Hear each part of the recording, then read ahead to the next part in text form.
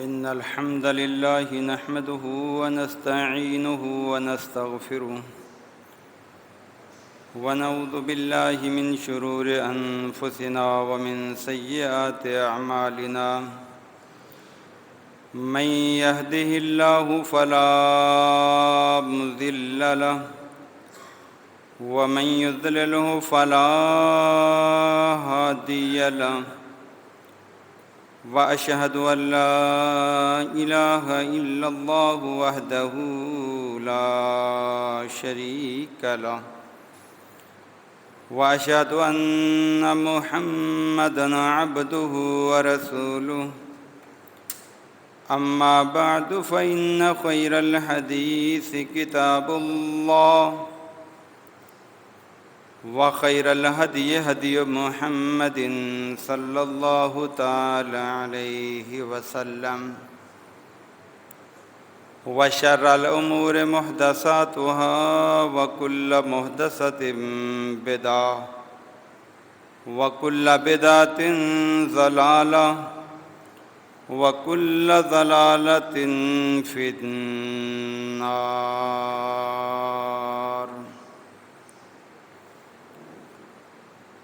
فأعوذ بالله السميع العليم وبوجهه الكريم وسلطانه القديم من الشيطان الرجيم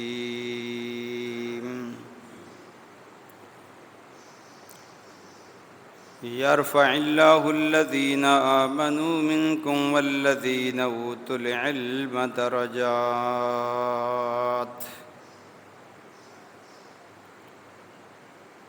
وقال النبي صلى الله عليه وسلم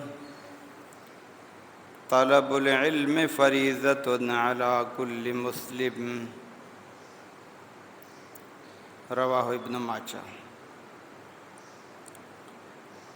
رب اشرح لي صدري ويسر لي أمري واحلل عقدة من لساني يفقهوا قولي اللهم انفعنا بما علمتنا وعلمنا ما ينفعنا وزدنا علما سبحانك لا علم لنا إلا ما علمتنا إنك أنت العليم الحكيم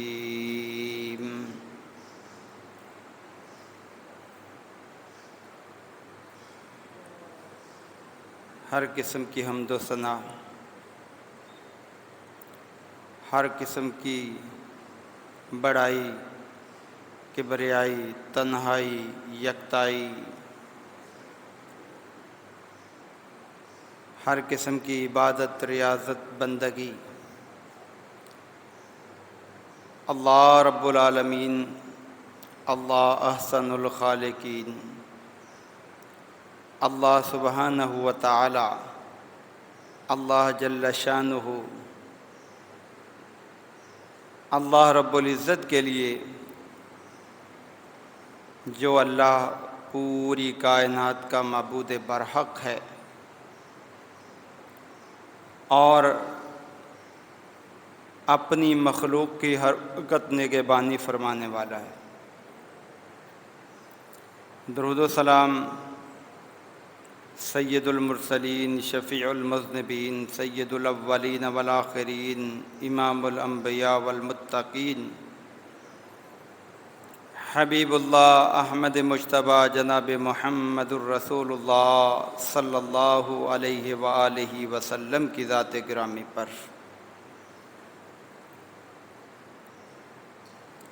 حمد و ثنا کے بعد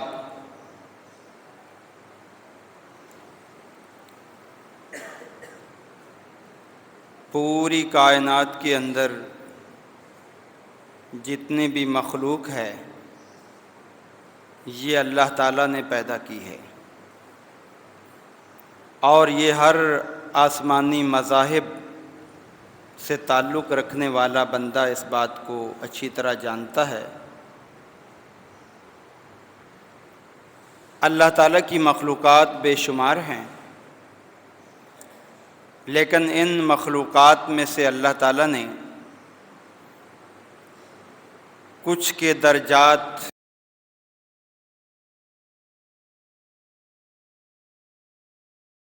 بلند کر رکھا ہے۔ اگر اللہ کی پوری مخلوق کو دیکھا جائے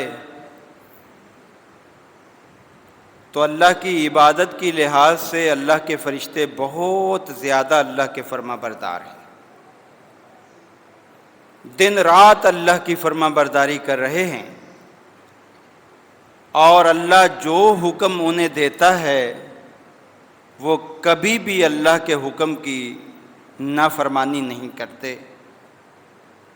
اللہ نے ان کی قرآن میں صفت یہ بیان کی ہے کہ لا یعصون اللہ ما امرہم، اللہ اپنے فرشتوں کو جو حکم دیتا ہے وہ فوراً عمل پیرا ہو جاتے ہیں۔ اتنی زیادہ بندگی، عبادت، فرما برداری کے باوجود بھی وہ انسان کے مقام کو نہیں پہنچ سکے، حالانکہ ہم سے بہت سی حکم و دولیاں ہو جاتی ہیں، اس لیے کہ اللہ تعالیٰ کو سب سے زیادہ اپنی مخلوق میں سے جو پسند مخلوق ہے وہ انسان ہے۔ انسان سے پہلے جنات بھی موجود تھے، انسان سے پہلے فرشتے بھی موجود تھے، یہ تمام کائنات کی چیزیں موجود تھیں، لیکن اس کے باوجود اللہ تعالیٰ نے انسان کو پیدا کیا، کس لیے کہ اس مخلوق کو میں نے تمام اپنی مخلوق پر فضیلت دینی ہے، اور اس کا ذکر اللہ نے قرآن کریم میں بے شمار مقامات پر کیا ہے۔ مثلا سورہ بنی اسرائیل میں اللہ نے فرمایا وَلَقَدْ كَرَّمْنَا بَنِي آدَمَ وَحَمَلْنَاهُمْ فِي الْبَرِّ وَالْبَحْرِ، ہم نے ابن آدم کو بڑی عزت دی ہے، بڑی تکریم دی ہے، بڑی فضیلت دی ہے۔ کس اعتبار سے؟ کہ یہ پانیوں پر بھی سفر کرتا ہے، یعنی سمندر بھی اس کے لیے مسخر کر دیے گئے، اور یہ خشکی پر بھی سفر کرتا ہے، خشکی کے تمام ذرائع بھی اس کے لیے تابع کر دیے گئے۔ یہ اللہ تعالیٰ نے ساری چیزیں انسان کے تابع کی ہیں۔ اگر درندوں میں دیکھو کہ بہت زیادہ طاقتور جو ہے وہ شیر ہے، لیکن اللہ تعالیٰ نے انسان کو یہ صلاحیت دی ہے کہ وہ اس کو بھی قابو کر لیتا ہے، پنجروں کے اندر بند کر دیتا ہے۔ کیا ہے؟ یہ انسان کی تکریم ہے، عزت ہے، مقام ہے، مرتبہ ہے۔ اور یہی وجہ ہے کہ جب اللہ نے تمام مخلوق کو بنایا تو صرف کلمہ کن کہہ کر بنایا، کن اے مخلوق تو وجود میں آ جا، پیدا ہو جا، پیدا ہو گئے۔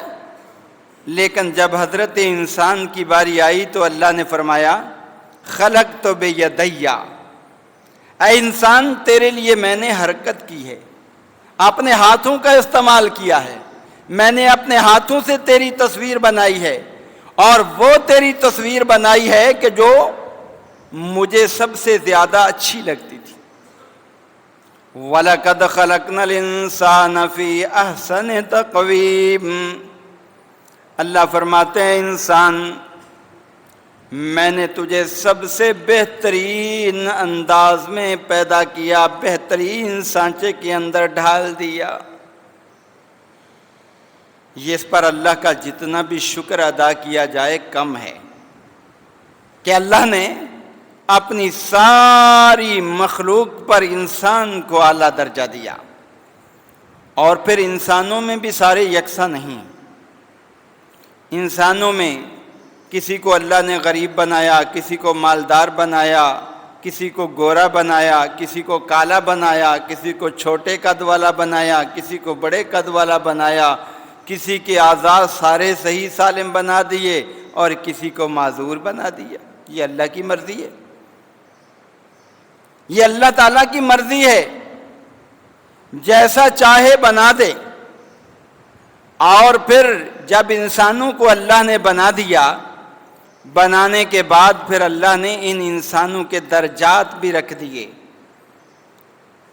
جو لوگ اللہ کے فرما بردار بن گئے، اللہ تعالیٰ کی تعلیمات کے مطابق عمل پیرا ہو گئے، جو اللہ نے اپنے نبیوں کے ذریعے انہیں پیغام دیا تھا اس کو ماننے والے بن گئے، ایسے لوگوں کو اللہ نے ایمان والے قرار دیا کہ یہ اہل ایمان ہیں۔ انہوں نے دنیا کی سعادت بھی پالی، انہوں نے آخرت کی خوشبختی بھی پالی، کیونکہ اللہ تعالیٰ نے جب آدم علیہ السلام کو زمین پہ اتارا تھا تو اس کے بعد یہ فرمایا تھا فَمَنِ اتَّبَعَ ہُدَایَ فَلَا يَضِلُّ وَلَا يَشْقَىٰ، میں آسمانوں سے ان کے لیے دین بھیجوں گا، ان کے لیے پیغام بھیجوں گا، ان کے لیے احکام بھیجوں گا، جنہوں نے پیروی کر لی میری ہدایت کی یہ کبھی گمراہی کا شکار نہیں رہ سکتے اور کبھی بدبخت نہیں رہ سکتے۔ تو بدبختی سے نکلنے کا کیا طریقہ ہے کہ اللہ تعالیٰ کی تعلیمات پر عمل پیرا ہو جائیے، بدبختی سے نکل جائیں گے۔ اور پھر اس کے بعد اللہ نے پھر ان اہل ایمان کے اندر بھی درجات کو رکھ دیا کہ اہل ایمان میں کچھ لوگ ایسے ہوں گے کہ جو دنیا کے کام کاج میں مصروف رہتے ہوں گے، دین کے لیے، اللہ کا قرآن سیکھنے کے لیے، اللہ کے نبی کی احادیث سیکھنے کے لیے کم وقت نکالتے ہوں گے۔ ظاہر ہے ان کے پاس علم کم ہوگا۔ اور کچھ ایسے ہوں گے جو اللہ کے دین کے لیے وقف ہو جائیں گے، اللہ کے دین کو سیکھیں گے، سمجھیں گے، عمل پیرا ہوں گے، ان کے شب و روز اللہ کی فرما برداری میں گزریں گے۔ تو ایسے جو لوگ ہیں ان کو اہل علم کہا گیا ہے، یہ علم والے ہیں۔ ان کا مقام، ان کا درجہ، ان کی فضیلت عام لوگوں سے اوپر چلی جاتی۔ کس بنیاد پر؟ چاہے وہ رنگ کے کالے ہی کیوں نہ ہوں، چاہے وہ غربت و افلاس کا شکار ہی کیوں نہ ہوں، چاہے وہ دنیا داری میں جو ہے وہ ماہر نہ بھی ہوں، لیکن اللہ فرماتے ہیں کہ ان کا درجہ بلند ہو جاتا ہے۔ کس بنیاد پر؟ اس لیے کہ انہوں نے اللہ کا وہ دین جو اللہ نے اپنے نبی کے ذریعے نازل کیا تھا اس کو سیکھا ہے، اس کو سمجھا ہے، اس پر عمل پیرا ہوئے ہیں، تو یہ درجہ ان کا بڑھ گیا۔ جیسا کہ سورہ المجادلہ ہے، آیت نمبر 11 ہے، اللہ فرماتے ہیں یرفع اللہ الذین آمنوا منکم، اے میرے محبوب پیغمبر اپنی امت کو بتائیے سارے انسان اللہ کے پیدا کردہ ہیں، لیکن اللہ ان تمام انسانوں میں سے ان انسانوں کو اونچا مرتبہ عطا کر دیتا ہے کہ جو اہل ایمان بن جاتے ہیں، جو مومن بن جاتے ہیں، اللہ اور اس کے رسول کی تعلیمات پر عمل پیرا ہو جاتے ہیں، ان کا درجہ بلند ہو جاتا ہے عام لوگوں سے۔ اور والذین اوتوا العلم درجات، اے میرے محبوب پیغمبر ان کو بتائیے صرف اس درجے پر فائد رہنے کی کوشش نہ کریں، درجہ یہ بھی اچھا ہے، لیکن جس طرح دنیا کے معاملات میں سمجھدار بنتے ہو، اچھی سے اچھی چیز، اچھے سے اچھا مرتبہ پانے کی کوشش کرتے ہو، دینی اعتبار سے بھی ترقی کرو، آگے بڑھو۔ جو اہل علم ہیں ان کے درجات عام مومنوں سے اونچے ہو جاتے ہیں۔ کس بنیاد پر؟ صرف علم آیا، اللہ کا دین سیکھا اور اس کو سمجھا اور لوگوں تک پہنچایا، اور یہ سعادت ہر بندہ حاصل کر سکتا ہے۔ اس کے لیے کوئی عمر کی قید نہیں ہے کہ آپ جو ہے وہ اگر 60 سال کے ہو گئے تو آپ کہیں جی میں تو اب دین نہیں سیکھ سکتا۔ نہیں، سیکھ سکتے ہیں، صرف ہمت، کوشش، لگن، جستجو آپ کو جو ہے اللہ کے قریب کرے گی۔ اور صحابہ کرام کو جب اللہ کے پیغمبر نے اسلام کی دعوت دی تو ان کی عمریں بڑی بڑی تھیں، بعض تو اللہ کے پیارے نبی علیہ السلام سے بھی عمر میں بڑے تھے، لیکن دین سیکھنے میں ان کو کوئی شرم نہیں، کوئی عار نہیں ہوئی۔ کیوں؟ اس لیے کہ یہ فریضہ ہے، یہ دین سیکھنا فریضہ ہے، ذمہ داری ہے مومن کی۔ انہوں نے دین کو سیکھا۔ مسروق تابعی کہتے ہیں میں نے صحابہ کی مجلس اختیار کی، میں ان کے پاس بیٹھا، میں نے صحابہ میں کچھ کو دیکھا کہ جو ایک ایسے تالاب کی طرح تھے جو ایک ہی بندے کو سیراب کرے، کچھ ایسے تالاب کی طرح تھے جو 2 کو، کچھ ایسے تھے جو 10 کو، کچھ ایسے تھے کہ اگر پوری دنیا کے لوگ آ جائیں تو ان کو بھی سیراب کر دیں، اتنے زیادہ۔ ان کا اشارہ کیا تھا؟ ان کا اشارہ یہ تھا کہ اللہ کے پیغمبر کے صحابہ نے دین سیکھا، کچھ نے کم سیکھا مصروفیت کی وجہ سے، اور کچھ نے زیادہ سیکھا، کچھ نے تو اتنا زیادہ دین سیکھ لیا کہ اگر سارے لوگ جمع ہو جائیں تو ان کو وہ علم سکھاتے رہیں، سب کو جو ہے وہ سکھا سکھا کر سیراب کر دیں۔ یہ ان کی طلب، یہ ان کا شوق، یہ ان کا جذبہ تھا۔ اور جنہوں نے دین کو زیادہ سیکھنے کی کوشش کی، اللہ نے بھی ان کی نصرت و مدد کی، اس لیے کہ اللہ کا اصول ہے لیس للانسان الا ما سعی، انسان جس کے لیے کوشش کرتا ہے اللہ وہ اس کے لیے آسانی مہیا کرتا ہے، دے دیتا ہے۔ بندے کا کام ہے کوشش کرنا، عطا کرنا اللہ کا کام ہے، دیتا ہے اللہ۔ حضرت ابو ہریرہ رضی اللہ تعالیٰ عنہ سے سب سے زیادہ احادیث نبوی مروی، سب سے زیادہ حافظہ بڑا اچھا، جو اللہ کے پیغمبر سے سنا یاد کر لیا اور آگے صحابہ کو بتایا۔ کیسے سیکھا؟ عالم کیسے بنے؟ کس طرح اتنا اونچا مقام پایا کہ ذخیرہ احادیث میں جب ہم نے نظر دوڑائی تو سب سے زیادہ احادیث ابو ہریرہ کی نکلی۔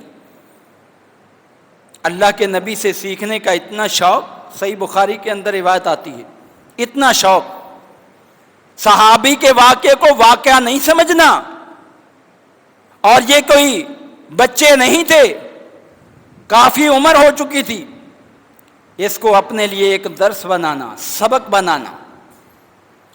کہتے ہیں میں اللہ کے پیغمبر کی خدمت میں ہر وقت حاضر رہتا تھا، دیگر صحابہ کام کاج کے لیے چلے جاتے، میں نہیں جاتا تھا۔ کیوں؟ اس لیے کہ میں اللہ کے پیارے نبی علیہ السلام کی زبان سے نکلنے والا جو دین ہے نا وہ سارا محفوظ کروں، کوئی رہ نہ جائے۔ میں جاؤں گا، اللہ کے نبی مسجد میں ہوں گے، کوئی حدیث بیان کریں گے، مجھ سے رہ جائے گی۔ اب دیکھیں کتنا جذبہ ہے، حتیٰ کہ مجھے بھوک لگ جاتی، بھوک کی وجہ سے میں جو ہے بے ہوش ہو جاتا، لوگ دیکھ کر کہتے اس کو مرگی کا دورہ پڑ گیا، لیکن مجھے مرگی ورگی نہیں تھی، اللہ نے مجھے صحت دے رکھی تھی۔ صرف کیا تھا؟ میرے اندر یہ جذبہ تھا، میرے اندر یہ شوق تھا، میرے اندر یہ لگن تھی کہ میں دین کو سیکھ لوں اور پھر میں آگے لوگوں کو یہ سکھاؤں۔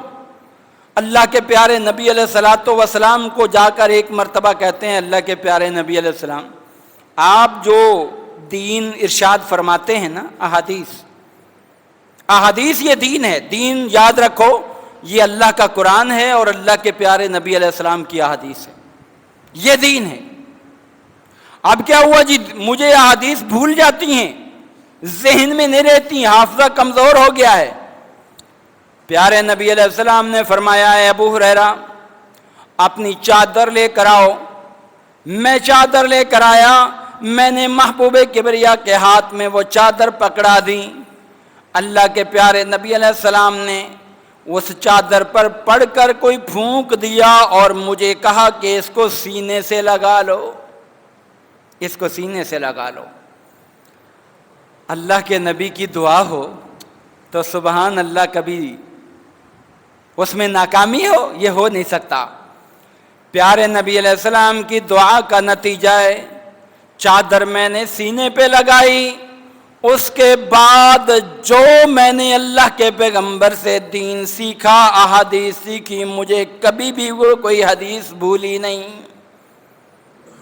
اب کھانے پینے کا مسئلہ تھا تو میں نے اس کا بھی شکوہ کر دیا، اللہ کے پیارے نبی علیہ السلام مجھے بھوک لگتی ہے، میں باہر نہیں جاتا، کام کاج نہیں کرتا، میں صرف اس جذبے سے کہ میں آپ سے دین سیکھوں، آپ کی خدمت میں زیادہ رہتا ہوں، لیکن بھوک لگتی ہے، کیا کروں؟ اللہ کے پیارے نبی علیہ السلام کے پاس کھجوروں کی ایک تھیلی موجود تھی، وہ تھیلی لا کر ابو ہریرہ کے حوالے کر دی اور کہا، ابو ہریرہ اس کو انڈھیلنا نہیں، بس جتنی ضرورت ہو آپ کو اس میں سے کھجوریں لے کر جو ہے وہ کھا لیا کر، اس میں سے کھجوریں لے کر کھا لینا۔ اور کھجور ایسی چیز ہے کہ جس کے اندر انسانی ضروریات، وٹامنز جتنے درکار ہیں وہ سارے پائے جاتے ہیں۔ یہی وجہ ہے اللہ کے پیارے نبی علیہ السلام نے روزہ کھجور سے افطار کیا۔ اور مریم صدیقہ کو جب درد ذہ ہوا اور اس وقت وہ پریشان ہوئی، اس دوران بھی اللہ نے کھجور کھلائی، تو بڑی اس کے اندر اللہ نے توانائی رکھی ہے۔ کھجوروں کی تھیلی دے دی، کہا ابو ہریرہ اس تھیلی میں سے نکال کر کھاتے رہنا۔ ابو ہریرہ کہتے ہیں میں اس میں سے کھجوریں نکال کر بقدر ضرورت کھا لیتا اور پھر اس کا منہ بند کر دیتا۔ اور یہ تھیلی جو ہے اللہ نے اتنی اس کے اندر برکت ڈالی کہ چھوٹی سی تھیلی تھی، اللہ کے محبوب پیغمبر نے دی اور خیر و برکت ہی برکت ہو گئی۔ یہ ہیں پیرانے پیر، یہ ہیں پیرانے پیر۔ آج لوگوں نے اور پیر بنا لیے جو گھر کا صفایا کر کے چلے جاتے ہیں۔ ارے اللہ کے پیغمبر وہ تھے جن کے ہاتھ لگ گئے اس تھیلی کو تو برکت ہی برکت ہو گئی۔ ابو ہریرہ کہتے ہیں اللہ کے پیغمبر کا پورا دور گزر گیا، وہ تھیلی میرے پاس رہی، جب بھی بھوک لگتی میں کھا لیتا، اللہ تعالیٰ میری بھوک کو مٹا دیتا، توانائی مہیا کر دیتا۔ اس کے بعد جناب ابو بکر کا دور آیا، وہ تھیلی میں نے اپنے پاس محفوظ رکھی، یہی فائدہ اٹھاتا رہا۔ عمر فاروق کا دور آیا، یہ تھیلی میں نے محفوظ رکھی، اسی سے فائدے اٹھاتا رہا۔ اور جب عثمان غنی رضی اللہ عنہ کا دور آیا تو اس دوران ان کے آخری دور میں فتنے بپا ہوئے، اس دوران وہ تھیلی جو ہے کہیں کھو گئی، گم ہو گئی، وہ کھو گئی۔ لیکن اللہ کے پیغمبر کی دی ہوئی چیز جو ہے اتنی خیر و برکت والی ہوئی کہ وہ اس میں سے میں کھاتا رہا اور توانائی حاصل کرتا رہا۔ تو کہنے کا مقصد یہ ہے کہ دیکھیں، دین سیکھنے کا جذبہ، دین سیکھنے کا شوق، دین سیکھنے کی لگن، کیوں؟ اس لیے کہ انہوں نے سن رکھا تھا والذین اوتوا العلم درجات، جن کے پاس دین کا علم آ جاتا ہے ان کے درجات بلند ہو جاتے ہیں، مقام اونچا ہو جاتا ہے، مرتبہ بڑھ جاتا ہے۔ آج ہماری نظر میں مقام کس کا ہوتا ہے؟ جو ہمارے علاقے میں ایم این اے بن جائے، ایم پی اے بن جائے، بہت عزت مل گئی، بڑا مقام مل گیا جی، اور کوئی صدر اور وزیر اعظم بن جائے تو بہت بڑا مقام۔ اللہ کے بندے ہو، اس کو مقام سمجھتے ہو؟ یہ تو اللہ اپنے دشمنوں کو بھی دیا کرتا ہے، یہ مقام اور مرتبہ نہیں ہے، اصل مقام اور مرتبہ علم ہے۔ اور یہی وجہ ہے جب ایک قاری موجود ہوگا، مسلح پہ صدر نہیں آ سکتا، وزیر اعظم نہیں آ سکتا، ایم این اے نہیں آ سکتا، ایم پی اے نہیں آ سکتا۔ اس نے آپ کو کیا سمجھا دیا کہ اللہ کی نظر میں یہ حافظ قرآن چاہے 7 سال کا بچہ ہے، اس کا مقام زیادہ ہے۔ اس مقام کو پانے کی کوشش کیجئے، اس مقام اور عزت کو حاصل کیجئے جو دائمی ہے، ہمیشہ ہے، جو کبھی ختم ہونے والی نہیں، اور جو عزت اللہ کی عطا کرتا ہے، جو رسول اللہ صلی اللہ علیہ وسلم کی میراث ہے، جو انبیاء کی میراث ہے، اس کو حاصل کیجئے۔ یہ دنیا کے مفاد کے لیے کبھی اتنی کوشش نہ کیجئے جتنی دین کے لیے کیجئے۔ اللہ تعالیٰ نے قرآن کریم میں علم کی فضیلت بیان کرتے ہوئے کیا بتایا؟ کہا جی میری معرفت، میری پہچان عام لوگ نہیں کر سکتے، عام لوگوں کو میرا مقام اور مرتبہ نہیں پتہ چلے گا، اس لیے کہ وہ کلمہ پڑھ کے مسلمان تو ہو گئے، لیکن اللہ کا جو مقام اور مرتبہ ہے، قدر و منزلت ہے، عزت ہے، توقیر ہے، وہ نہیں جان سکتے۔ کیوں؟ اللہ کو تو جان لیا، جب مسلمان ہو گئے اللہ کو مان کر ہی تو مسلمان ہوئے۔ اللہ فرماتے ہیں نہیں، اگر اللہ کا مقام اور مرتبہ پتہ ہوتا تو آج یہ شرک کے اڈے آباد نہ ہوتے، آج غیر اللہ کی پوجا نہ ہوتی، آج جو ہے پیرانے پیر دستگیر کے لیے عبادات نہ ہوتی، آج علم نہ ہونے کا نتیجہ ہے۔ اور جو پکا عالم ہے قرآن کا، جو اللہ کے نبی کی حدیث کا عالم ہے، شیخ عبد القادر جیلانی کی زندگی اٹھا کر دیکھ لیجئے، کبھی انہوں نے اللہ کے ساتھ شرک نہیں کیا، کبھی اللہ کے ساتھ جو ہے کسی کو نہیں پکارا۔ اور ذرا سوچنے کی بھی بات ہے، آج ہم ان کو پیرانے پیر اور دستگیر کا لقب دیتے ہیں، ذرا سوچو تو صحیح، جب وہ پیدا نہیں ہوئے تھے تو اس وقت دستگیر کون تھا؟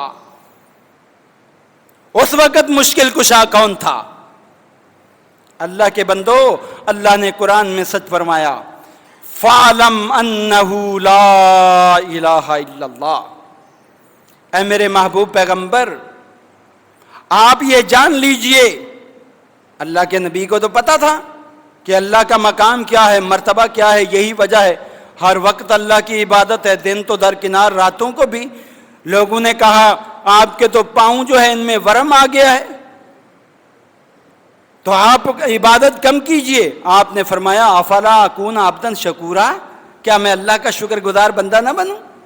لیکن اصل امت کو تعلیم ہے، فعلم، یہ علم حاصل کرو، اللہ کی پہچان کرو، اللہ کا مقام اور مرتبہ جانو، انہ لا الہ الا اللہ، کائنات کے اندر عبادت کا حقدار کوئی نہیں ہے، اور جب یہ پہچان ہو جائے گی تو غیر اللہ کے سامنے کبھی پوجا نہیں کرے گا بندہ، کبھی نظر و نیاز نہیں دے گا۔ یہ علم کا فقدان ہے، یہ جہالت ہے، جس کی بنا پر جو ہے آج جگہ جگہ پہ مسلمان ہونے کے باوجود بندہ جو ہے وہ اپنی پیشانی کو جھکا رہا ہے، اپنی جو ہے آرزوئیں رکھ رہا ہے۔ اس کی وجہ یہی ہے، آئیے رب کے قرآن کو پڑھیے، ترجمے کے ساتھ پڑھیے، سیکھنے کی کوشش کیجئے، دیکھیے آپ کو کیسی لذت حاصل ہوگی عبادت کے اندر، اور کیسی آپ کو اللہ تعالیٰ کی طرف سے نصرت اور مدد ملے گی۔ اللہ نے سورہ محمد کے اندر یہ فرمایا، فَعْلَمْ أَنَّهُ لَا إِلَهَ إِلَّا اللَّهُ۔ اے میرے محبوب پیغمبر، جان لو، یہ علم حاصل کرو، اللہ کی قدر کرو۔ اور اللہ نے یہ شکوہ لوگوں سے کیا ہے، وَمَا قَدَرُ اللَّهَ حَقَّ قَدْرِهِ، لوگوں نے اللہ کی قدر نہیں کی جیسا کہ قدر کرنے کا حق تھا، نہیں قدر کی۔ جس ذات نے پیدا کیا تھا اندھیروں کے اندر، جس ذات نے جوانی دی، جس ذات نے صحت دی، جس ذات نے رزق دیا، اسی کے ساتھ شرک، اسی کو نظر انداز کر دیا۔ میرے عزیز بھائیوں، یہ قدر کیوں نہیں ہوتی؟ یہ اس لیے کہ علم نہیں۔ جب علم آتا ہے اللہ کی معرفت آتی ہے، اور اللہ کی معرفت آنے کے بعد انسان کے دل کے اندر ڈر اور خوف پیدا ہو جاتا ہے۔ جتنا ڈر اور خوف اہل علم کے اندر ہوتا ہے، پوری کائنات میں تلاش کر کے دیکھو کسی اور کے دل میں اتنا ڈر خوف نہیں ہوتا۔ اللہ تعالیٰ نے قرآن کریم میں فرمایا، انما یخشی اللہ من عبادہ العلماء۔ اے لوگو، پوری کائنات کو دیکھو، اللہ سے حقیقی طور پر ڈرنے والے، اللہ کا خوف ذہن میں رکھنے والے، اللہ کے عذابوں کو ذہن میں لا کر اللہ کے سامنے آنسو بہانے والے اگر ملیں گے تو وہ اللہ والے علماء ملیں گے۔ علماء سو بھی ہوتے ہیں، یہ بات ذہن میں رکھو، یہ اہل کتاب کے اندر بھی تھے، یہودیوں اور عیسائیوں کے اندر بھی تھے برے، ان کے اندر الہیت نہیں ہوتی، ان کے اندر رب کا ڈر نہیں ہوتا، وہ صرف محض منافقین کی طرح علم حاصل کیے ہوئے ہوتے ہیں۔ ایسے علم کا فائدہ نہیں ہوتا۔ جو حقیقی عالم ہوتا ہے وہ اللہ سے ڈرنے والا ہوتا ہے۔ اس کو ہر موڑ پہ یہ خوف رہتا ہے کہیں میری عبادت کے اندر کمی نہ رہ جائے، کہیں میری بندگی کے اندر کوئی کمی نہ رہ جائے، میرا رب ناراض نہ ہو جائے۔ اور جب وہ قرآن کی تلاوت کرتا ہے تتجافى جنوبهم عن المضاجع يدعون ربهم خوفا وطمعا، وہ اللہ کو پکارتے ہیں، اللہ کے نیک بندے آخری رات میں اٹھ کے اللہ سے ڈرتے ہوئے اور اللہ تعالیٰ سے جنت کی طمع رکھتے ہوئے۔ یہ کیفیت اسی وقت ہوگی جب علم آئے گا۔ جب آپ قرآن پڑھیں گے تو اس کا ترجمہ بھی آپ کو آ رہا ہوگا، پھر آپ کو لذت آئے گی، پھر آپ کے ایمان کی پختگی ہوگی، اور پھر اللہ تعالیٰ درجات بلند ہی بلند کرتا چلا جائے گا۔ میں آپ کے سامنے چند اور دلائل پیش کر دوں۔ اللہ کے پیارے نبی علیہ الصلوۃ والسلام نے بڑے اچھے انداز میں سمجھایا کہ وہ بندہ کبھی عبادت بھی صحیح نہیں کر سکتا جس کے پاس علم نہ ہو، اس لیے کہ جب پتہ ہی نہیں کہ عبادت کا طریقہ کار کیا ہے تو کیا عبادت کرے گا۔ اللہ تعالیٰ نے سورہ بقرہ آیت نمبر 239 میں ارشاد فرمایا فَاذْكُرُوا اللَّهَ كَمَا عَلَّمَكُمْ، اے لوگوں اللہ کا ذکر اس طرح کرو جیسے اللہ نے تمہیں سکھایا ہے۔ جیسے اللہ نے تمہیں ذکر کرنا سکھایا ہے نا اس طرح کرو۔ آپ نے غور کیا معاشرے میں؟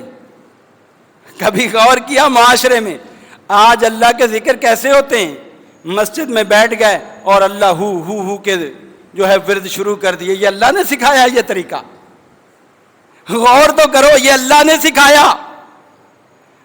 اللہ کے پیغمبر کی پوری زندگی میں یہ ہو نظر آیا؟ نہیں نظر آیا۔ یہ ہم نے اپنے دور کے علماء سو سے سیکھ لیا، جنہوں نے خود بھی غلط جو ہے راستے پہ اپنے آپ کو چلایا اور عوام کو بھی چلایا۔ اللہ فرماتے ہیں فَاذْكُرُوا اللَّهَ كَمَا عَلَّمَكُمْ، جیسے اللہ نے تمہیں علم دیا ہے، جیسے سکھایا ہے، جیسے اذکار بتائے ہیں وہ کرو، اور وہ کرو گے تو تمہارے اذکار میں اتنی تاثیر ہوگی، گناہ بھی معاف ہوں گے، درجات بھی بلند ہوں گے۔ آپ نے سنا نہیں نماز کے بعد کے اذکار کرنے کے کتنے فوائد ہیں؟ یہ علمکم اللہ، اللہ نے اپنے نبی کے ذریعے سکھایا۔ یہ ہے علمکم اللہ۔ ذکر وہ ہونا چاہیے جو اللہ کے پیغمبر نے بتایا ہے۔ اپنی طرف سے ذکر بنا کر ذکر کرنا وہ ذکر نہیں کہلاتا، وہ بدعت کہلاتا ہے، وہ گمراہی کہلاتا ہے، وہ جہالت کہلاتا ہے۔ اللہ نے شرط لگائی ہے کہ ذکر کرنے کے لیے کیا کرنا ہے؟ فَاذْكُرُوا اللَّهَ كَمَا عَلَّمَكُمُ اللَّهُ كَمَا عَلَّمَكُمْ، جیسا کہ اللہ نے سکھایا ہے تم کو۔ مَا لَمْ تَكُونُوا تَعْلَمُونَ، اس سے پہلے تمہیں ذکر کرنے کا طریقہ نہیں آتا تھا، اس سے پہلے تمہیں ذکر کا انداز نہیں آتا تھا۔ اور ذکر سے مراد جو ہے نا، آپ کو میں پہلے بھی بتا چکا ہوں، اللہ کا قرآن بھی ہے۔ اِنَّا نَحْنُ نَزَّلْنَا الذِّكْرَ وَإِنَّا لَهُ لَحَافِظُونَ، ہم نے آسمانوں سے ذکر نازل کیا ہے اور اس کی حفاظت بھی ہم کرنے والے ہیں۔ ذکر سے مراد نماز بھی ہے۔ اقم الصلاۃ لذکری، اے لوگوں میرے ذکر کے لیے نماز پڑھا کرو۔ تو نماز بھی اللہ کا ذکر ہے، نماز بھی وہی قبول ہوگی جو اللہ کے نبی کے طریقے کے مطابق ہوگی۔ اور اس کے بعد عام ذکر بھی ہے، یا ایھا الذین آمنوا لا تلھکم اموالکم ولا اولادکم عن ذکر اللہ، اللہ کے ذکر سے تمہیں تمہارے مال اور اولاد نہ روکے۔ تو معلوم ہوا ذکر کرنے کے لیے بھی علم ہونا ضروری ہے، اور جو ذکر عالم کرے گا اس کا ثواب زیادہ ہوگا۔ صحیح مسلم کے اندر روایت آتی ہے، اللہ کے پیارے نبی علیہ السلام حضرت جویریہ رضی اللہ تعالیٰ عنہ کے گھر میں ہیں۔ جب صبح اٹھے، اذان ہوئی، اللہ کے پیغمبر مسجد جانے لگے تو دیکھا پیاری بیوی، نیک بیوی مصلی کے اوپر بیٹھی ہوئی ہے، اللہ کا ذکر کر رہی ہے۔ نیک عورتوں کی پہچان یہی ہے کہ وہ خود بھی نیک ہوتی ہیں، خامدوں کو بھی نیکی کی طرف راغب کرتی ہیں۔ ذکر کرتے ہوئے چھوڑ کر اللہ کے محبوب پیغمبر مسجد میں چلے گئے۔ جا کر آپ نے فجر کی نماز پڑھائی، صحابہ کے ساتھ نشست کی اور اس کے بعد کافی دیر کے بعد اللہ کے پیغمبر گھر میں تشریف لائے، دیکھا تو بیوی مصلی پہ ہی بیٹھی ہوئی ہے، مصلی پہ بیٹھی ہوئی ذکر کر رہی ہے۔ اللہ کے محبوب پیغمبر نے پوچھا، ہے میری پیاری بیوی بتاؤ کیا کیا اذکار کیے، کیا پڑھا تم نے؟ کہنے لگی میں نے تو بہت ذکر کیا ہے اللہ کے نبی، جب سے آپ گئے تھے نا بس نماز پڑھنے کے بعد میرا ذکر ہی شروع ہے، کیونکہ اللہ نے حکم دیا ہے صبح و شام اللہ کا ذکر کرو۔ اللہ کے محبوب پیغمبر نے بڑا پیارا جملہ ارشاد فرمایا جو ہمارے لیے بھی بہت بڑا سبق ہے۔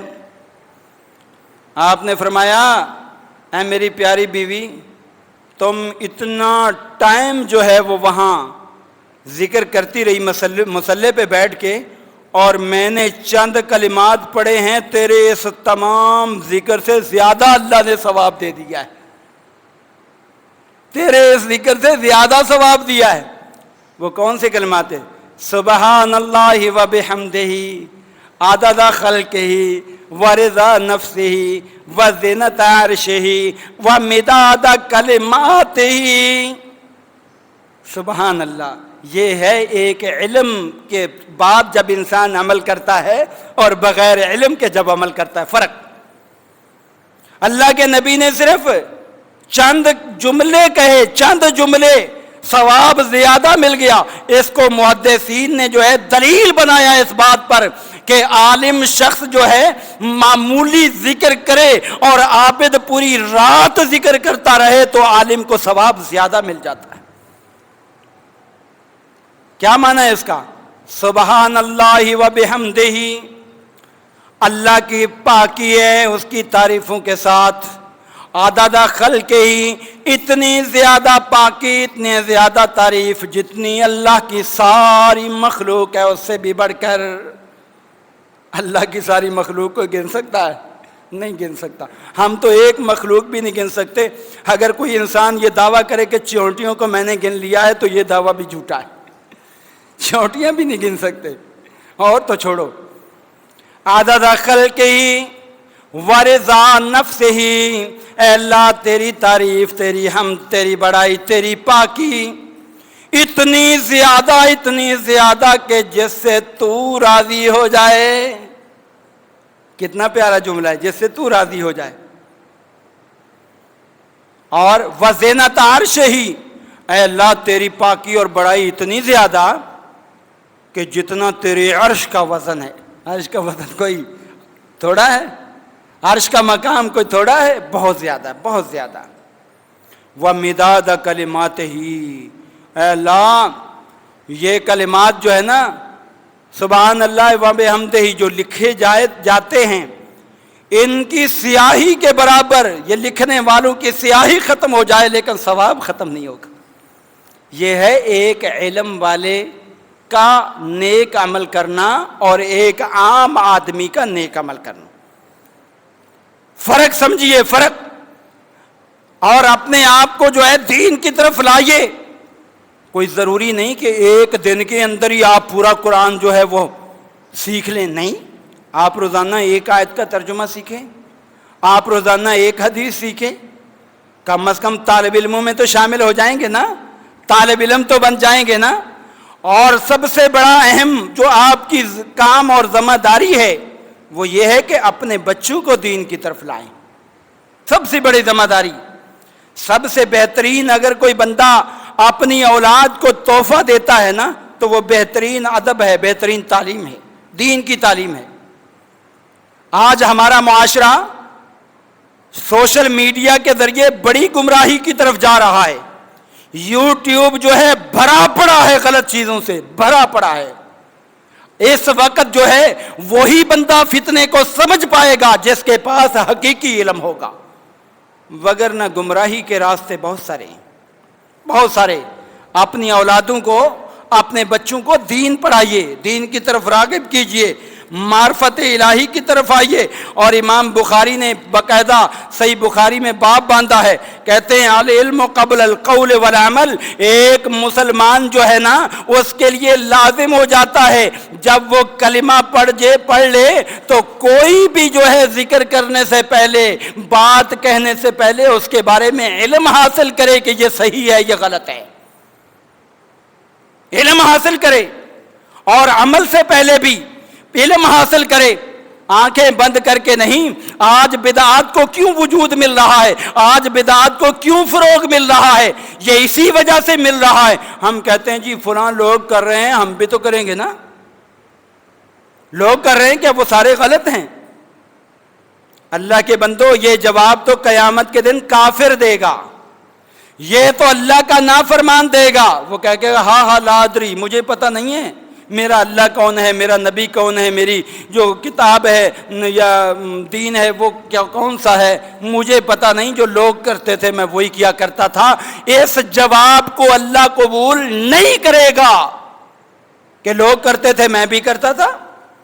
یہ تو مشرکین کا قول تھا کہ جب انہیں کہا جاتا اذا قیل لهم اتبعوا ما انزل اللہ، جب انہیں کہا جاتا جو اللہ نے نازل کیا ہے قرآن اس کی پیروی کرو، اس کی طرف آ جاؤ، تو آگے سے کیا جواب دیتے؟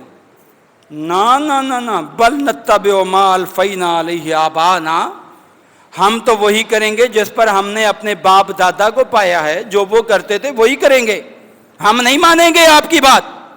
اور آج بھی مشرک یہی کہتا ہے ہم اس عالم دین کی بات نہیں مانیں گے، ہمارے ابو یہ کرتے تھے، ہماری امی یہ کرتی تھی، ہمارا فلاں یہ کرتا تھا۔ اللہ نے اس پر ڈانٹ پلائی ہے اور فرمایا وَلَوْ كَانَ آبَاؤُهُمْ لَا يَعْقِلُونَ شَيْئًا وَلَا يَهْتَدُونَ، اگرچہ ان کے باپ دادا عقل نہ رکھتے ہوں، سیدھی راہ پر نہ ہوں، پھر بھی ان کے پیچھے چلیں گے؟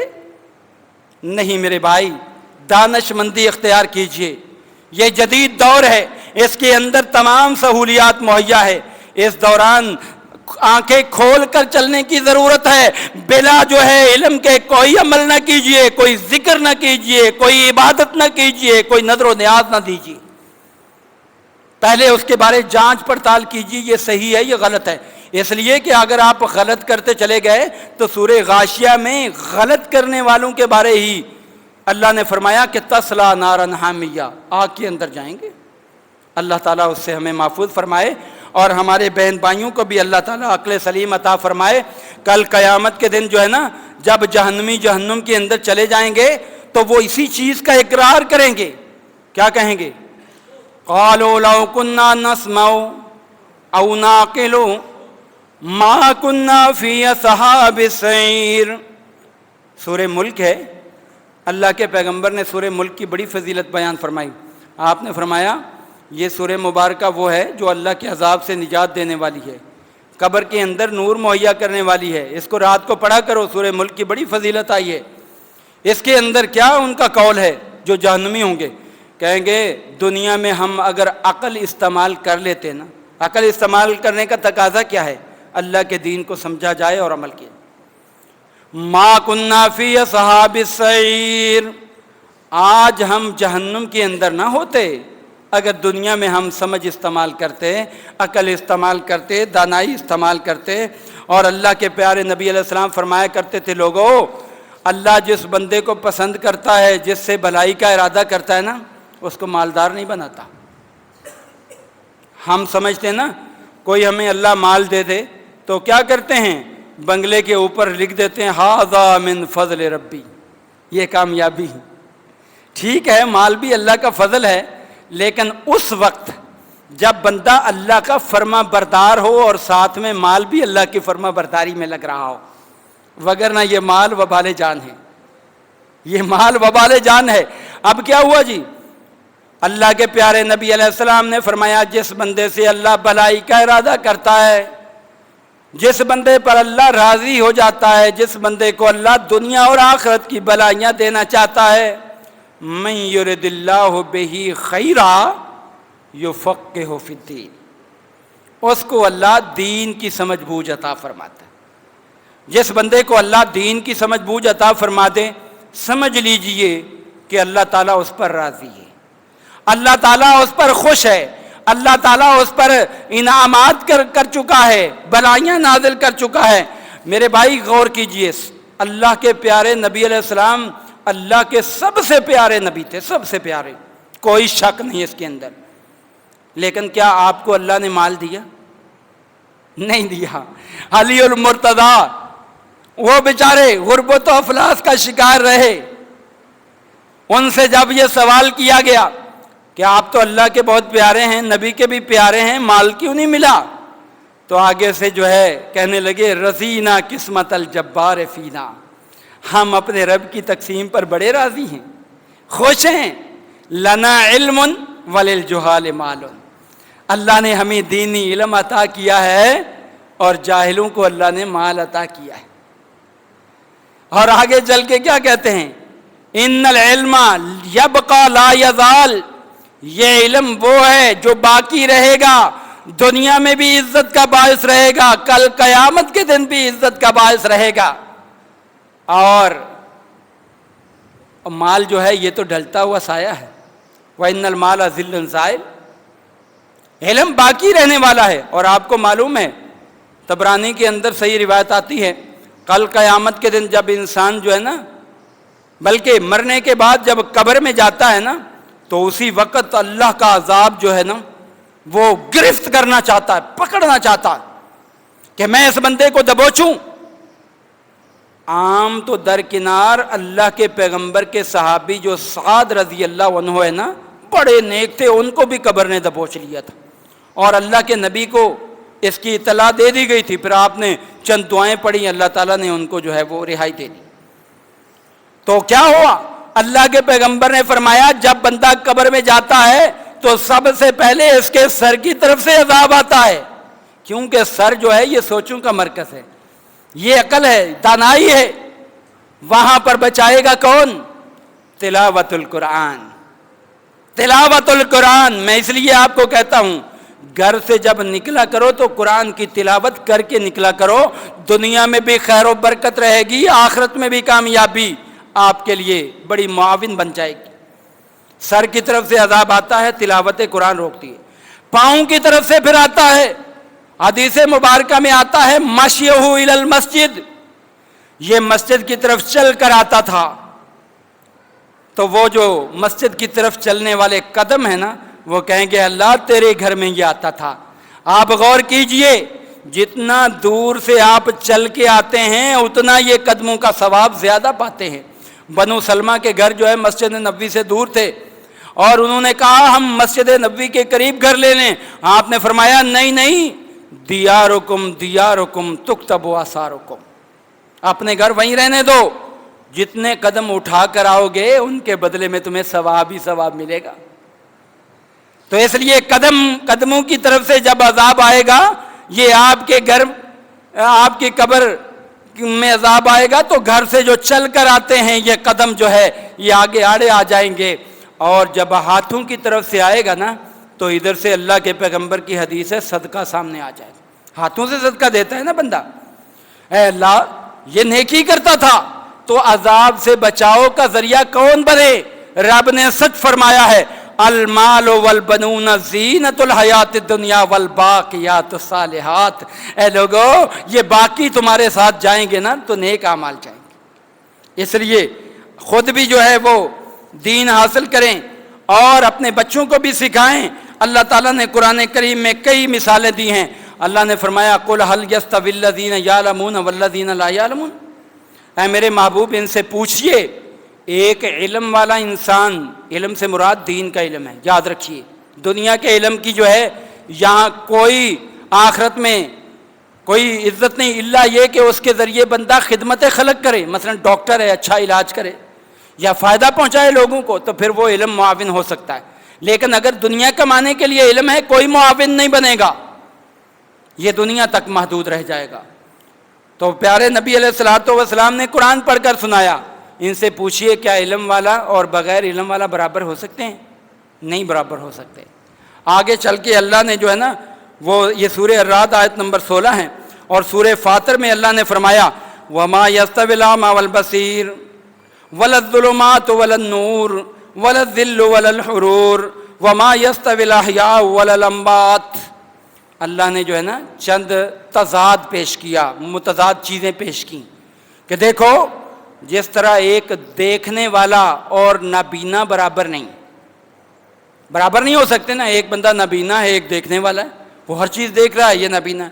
پھر جو ہے اسی طرح کوئی اندھیرا یا روشنی یہ برابر نہیں، اسی طرح ولا الظل ولا الحرور، سایہ اور جو ہے گرمی برابر نہیں، گرمی میں انسان پریشان ہو جاتا ہے، سائے میں سکون ملتا ہے۔ اور اسی طرح اللہ فرماتے ہیں دیکھو وما یستوی الاحیاء ولا الاموات، زندہ اور مردہ بھی برابر نہیں ہیں۔ یہ مسئلہ اللہ نے بڑے پیارے انداز میں سمجھایا۔ زندہ خود کھا بھی سکتا ہے، پی بھی سکتا ہے، حرکت بھی کر سکتا ہے، نہا بھی سکتا ہے، چل بھی سکتا ہے، لیکن جیسے ہی انسان مر گیا اب اس کے اندر کوئی طاقت نہیں رہی، نہ کھانے کی، نہ پینے کی، نہ چلنے کی، نہ نہانے کی، نہ کفن پہننے کی، کچھ نہیں رہا۔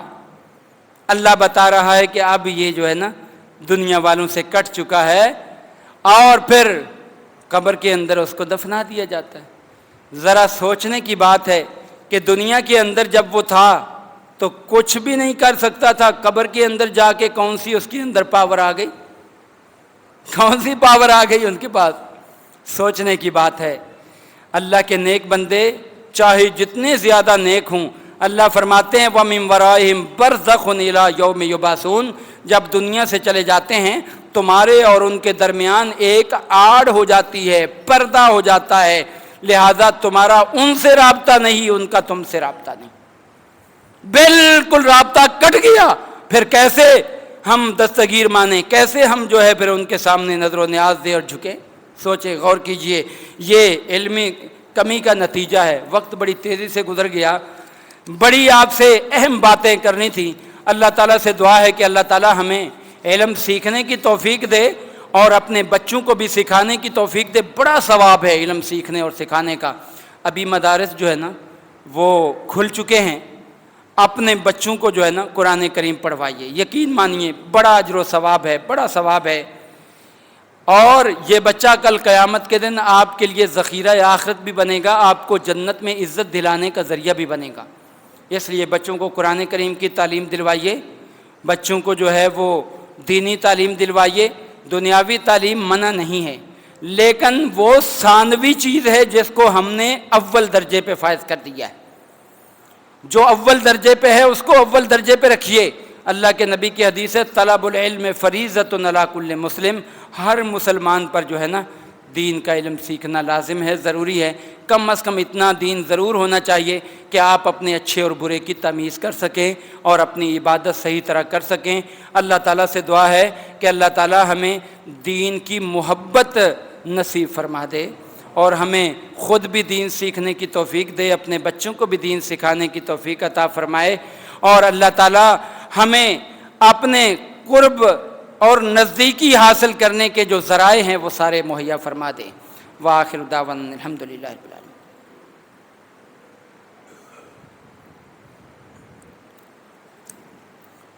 ان الحمد للہ نحمده ونستعینه ونستغفره ونعوذ باللہ من شرور انفسنا ومن سیئات اعمالنا، من يهده الله فلا مضل له ومن يضلل فلا هادي له، واشهد ان لا الہ الا اللہ وحدہ لا شریک لہ، واشهد ان محمدا عبدہ ورسولہ۔ اما بعد فقد قال اللہ تبارک وتعالی فی کلامہ المجید والفرقان الحمید، ان اللہ وملائکتہ یصلون علی النبی یا ایھا الذین آمنوا صلوا علیہ وسلموا تسلیما۔ اللہم صل علی محمد وعلی آل محمد کما صلیت علی ابراہیم وعلی آل ابراہیم انک حمید مجید۔ اللہم بارک علی محمد وعلی آل محمد کما بارکت علی ابراہیم وعلی آل ابراہیم انک حمید مجید۔ ساتھیو، اس وقت دین کی کمی ہی کی وجہ سے آج ہمارے سیاستدان ایک دوسرے پر کیچڑ اچھالتے ہوئے نظر آتے ہیں۔ اگر انہوں نے دین سیکھا ہو تو کبھی ایسی حرکت نہ کریں۔ اللہ کے نبی کی حدیث ہے کہ سباب المومن فسوق و قتالہ کفر۔